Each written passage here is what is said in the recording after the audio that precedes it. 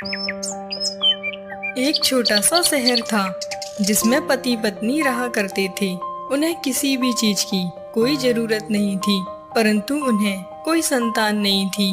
वह हमेशा पूजा पाठ में लीन रहा करते थे जिससे उन्हें संतान हो जाए। उन्हें पूरे शहर के लोग ताने दिया करते थे।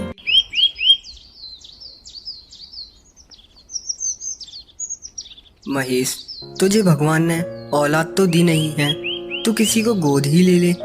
हाँ चाचा, मैं सोच ही रहा हूँ। बेटा, क्या फायदा इतनी धन दौलत का जिसे संभालने वाला कोई वारिस ही ना हो।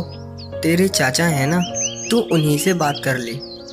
ऐसा कहकर वो बूढ़ा बाबा वहाँ से चला जाता है और महेश भी अपने घर जाकर अपनी पत्नी से कहता है, यदि तुम बुरा ना मानो तो तुमसे एक बात बोलूं? क्या? बोलिए ना। भाग्यवान, मैं सोच रहा हूँ कि हम किसी का बच्चा ही गोद ले लेते हैं। हाँ, तो इसमें बुरा मानने वाली कौन सी बात है? वैसे भी मोहल्ले की औरतें मुझसे बाँझ कहती हैं। ठीक है, तो आज मैं शाम को ही अपने चाचा से उनके छोटे बेटे के लिए बात करूँगा। और शाम होते ही महेश अपने चाचा के घर जाता है। चाचा, वो मैं बोल रहा था कि मुझे तुम्हारे छोटे बेटे को गोद लेना है। बेटा, इसके बारे में तो तू अपनी चाची से ही पूछ, ये सब मुझे नहीं पता। तभी अंदर से चाची आती हैं। महेश बेटा, चाहे तुझे बुरा लगे या भला लगे, मैं अपना बच्चा तो दूंगी नहीं। वैसे भी जिसके घर औलाद न हो वो दूसरे की बच्चे की क्या कदर करेगा। कोई बात नहीं चाची जी, रहने दीजिए। अच्छा चाचा, अब मैं चलता हूँ। इतना सुनकर महेश दुखी हो जाता है और अपने घर वापस लौट जाता है। कुछ दिनों बाद महेश की पत्नी माँ बनने वाली होती है। यह बात महेश को पता चलती है। वह बहुत खुश होता है और अपने चाचा के घर लड्डू लेकर जाता है। अरे चाचा, ये लो, मुंह मीठा करो, आप दादा बनने वाले हो। अरे बेटा, ये तो बहुत खुशी की बात है। अरे महेश बेटा, मुझे माफ कर दे। उस दिन मेरे मुंह से तेरे लिए कड़वे शब्द निकल गए थे, पर यह भी सत्य है, अगर मैं तुझसे ऐसे शब्द ना बोलती तो भगवान तुझ पे दया नहीं करता। अरे छोड़िए ना चाची, कैसी बातें करती हो। अरे आपके शब्द तो मैं दिल पे ही नहीं लगाता। आप मेरी माँ जैसी हो। लो, मुंह मीठा कीजिए। 9 महीने बीत जाते हैं और उसके घर एक लड़की का जन्म होता है, पर उसकी लड़की बड़ी ही डरावनी और अजीब सी होती है। अरे ये नहीं, ये मेरी बेटी नहीं है। देखो मेरी पत्नी कितनी सुंदर है, और ये तो बहुत अजीब सी है। मुझे तो इसे देखकर भी डर लग रहा है। ले जाओ इसे आप। नहीं। और नर्स बेटी को ले जाकर उसके माँ के पास रख देती है और उसकी माँ उसका चेहरा देखती है। अरे नर्स, इस बच्ची को क्या हुआ है? ये इतनी डरावनी क्यों है? अरे ये तो एक बीमारी है, अगर इसका इलाज हो जाएगा तो आपकी बच्ची बिल्कुल ठीक हो जाएगी। महेश और उमा अपने बच्चे को लेकर अपने घर आ जाते हैं। अरे महेश, अपनी बेटी को तो दिखा दे जरा, बड़े दिनों बाद हुई है। बुरा लगे चाहे भला लगे, पर मैं अपनी बच्ची को नहीं दिखाऊंगा। मेरी बच्ची बड़े दिनों बाद हुई है और वो बहुत सुंदर है, कहीं किसी की उसे नजर न लग जाए। चाची महेश की बातें सुनकर बहुत दुखी हो जाती है और वह अपने घर जाकर अपने पति से कहती है, देखिए जी, महेश ने अपने साथ बिल्कुल भी ठीक नहीं किया। उसने अपनी बच्ची को दिखाने से साफ मना कर दिया। अरे तो कोई बात नहीं, तुमने भी तो पहले उसके साथ ऐसे ही किया था। चलो कोई बात नहीं, जाने दो। दिन पर दिन बीत जाते हैं और महेश की बच्ची और भी भयानक होती जा रही थी। वह अपनी बच्ची का चेहरा सभी लोगों से छुपा कर रखता था ताकि कोई भी उसका चेहरा ना देख ले और उसकी हंसी न उड़ाए। महेश अच्छे से अच्छे डॉक्टर पर उसका इलाज करवाता, परंतु बच्ची और भी भयानक होती जा रही थी। महेश उसके लिए बहुत परेशान था।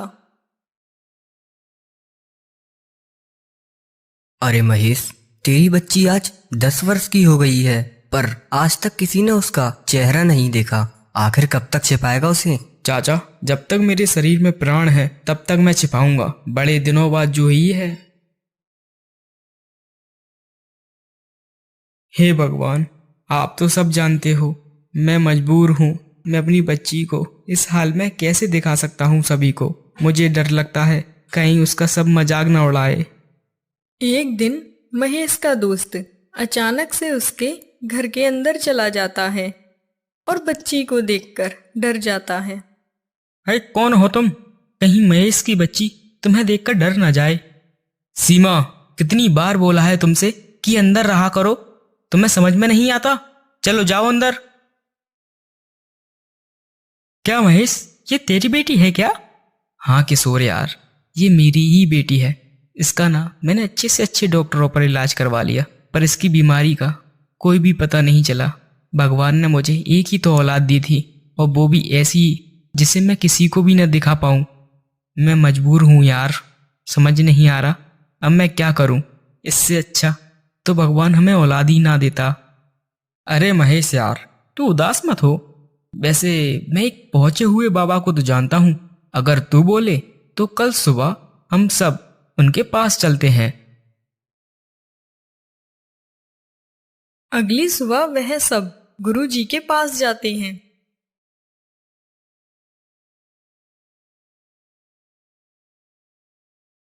आओ आओ बच्चों, कैसे आना हुआ? गुरुजी, ये मेरी बेटी रेखा है। ये जन्म से ही अजीब सी हुई है। इसके शरीर में बड़े बड़े फफोले हो रहे हैं। इसे उनसे दर्द होता है। मैंने इसको बड़े से बड़े डॉक्टरों पर दिखा दिया, पर इसका इलाज नहीं मिला। मैं इसी के कारण हमेशा चिंता में रहता हूँ। बेटा, ये तो इसके पिछले जन्म के कर्म हैं। कर्म किसी का पीछा नहीं छोड़ते, चाहे बड़ा हो चाहे छोटा। तो गुरुजी, इसके क्या कर्म थे?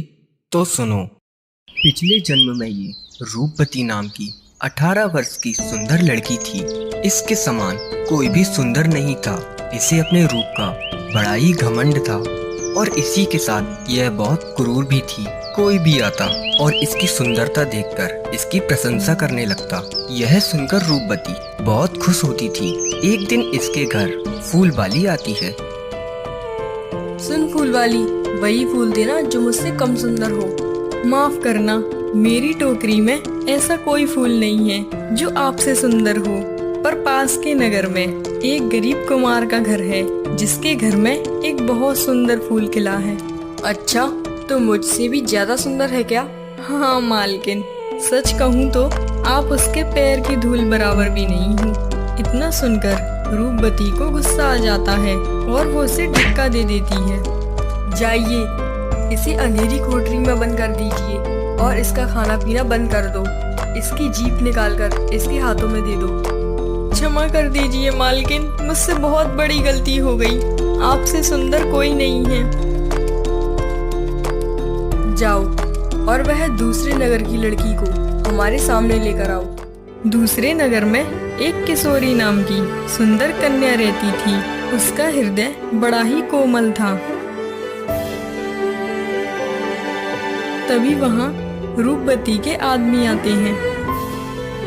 क्या तुम ही बाबू कुमार की बेटी हो? हाँ, पर क्या हुआ? चलो, तुम्हें रूपवती ने बुलाया है। मेरा क्या कसूर है और मैंने क्या किया? तुम्हारा कसूर है कि तुम इतनी सुंदर क्यों हो। तुम्हें तो बदसूरत, काली मोटी होना चाहिए था। अब चलो, रूपवती ने बुलाया है, उसे पसंद नहीं है कोई उससे भी ज्यादा सुंदर हो। और वह किशोरी को जबरदस्ती रूपवती के पास ले जाते हैं। रूपवती किशोरी को देखती है और देखते ही रह जाती है। इसे देखकर उसे बहुत गुस्सा आता है। तुझे इतना सुंदर होने का हक किसने दिया? यहाँ केवल और केवल मैं ही सुंदर हूँ। देखिए, इसमें मेरा क्या कसूर है? मुझे तो भगवान ने बनाया है। मेरे माता पिता का मेरे अलावा कोई और सहारा नहीं है। मुझे छोड़ दीजिए।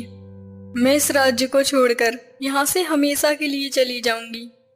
अगर तू यहाँ से चली भी जाएगी तब भी तू मुझसे बहुत सुंदर होगी। तेरा तो इलाज ही करवाना पड़ेगा। सुनिए वैद्य जी, इसे ऐसी दवा दीजिए जिससे इसके पूरे शरीर में फफोले हो जाएं, जिससे ये बदसूरत दिखने लगे। बेटी, पर इस दवा से इसकी जान भी जा सकती है। जाती है तो जाए, हमें क्या लेना देना इससे। नहीं, मुझे छोड़ दीजिए, ऐसा मत कीजिए। मेरे माँ बाप बहुत बूढ़े हैं, उनका मेरे सिवा कोई और सहारा नहीं है। मैं यहाँ से कहीं और चली जाऊंगी। तभी सभी मिलकर उसे वो दवा पिला देते हैं। तभी उसके शरीर से फोड़े निकलने लगते हैं और वो तड़पने लगती है। ये तूने मेरे साथ अच्छा नहीं किया। तू इस दुनिया की सबसे बदसूरत और निर्दयी औरत है।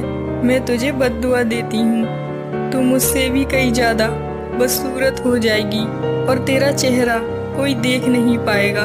तू ऐसे ही तड़प तड़प कर मरेगी जैसे मैं मर रही हूँ। जिसके बाद वह तड़प तड़प कर मर जाती है। कुछ साल बाद रूपवती भी अचानक बीमार हो जाती है और मर जाती है। परंतु गुरुजी, इसमें हमारा क्या कसूर है? मैं क्यों भुगत रहा हूँ इसकी वजह से? महेश, कर्म तो तुम्हारे भी कम नहीं थे। उस लड़की को दवा पिलाने वाले वैद्य तो तुम ही थे, और तुमने रूपवती के बातों में आकर उस मासूम की जान ले ली। तो गुरुजी, अब हमें क्या करना चाहिए? हम इससे कैसे बच सकते हैं? बेटा, कर्म कोई नहीं काट सकता। जो तुमने अगले जन्म में किया है उसका फल तुम्हें आज भुगतना पड़ेगा। अगर तुम अभी किसी गरीब की मदद करोगे तो शायद भगवान तुम पर दया कर लें। जिसके बाद महेश खूब दान पुण्य करने लगता है। कहानी आपको पसंद आई हो तो चैनल को जरूर सब्सक्राइब करें और वीडियो को लाइक करें।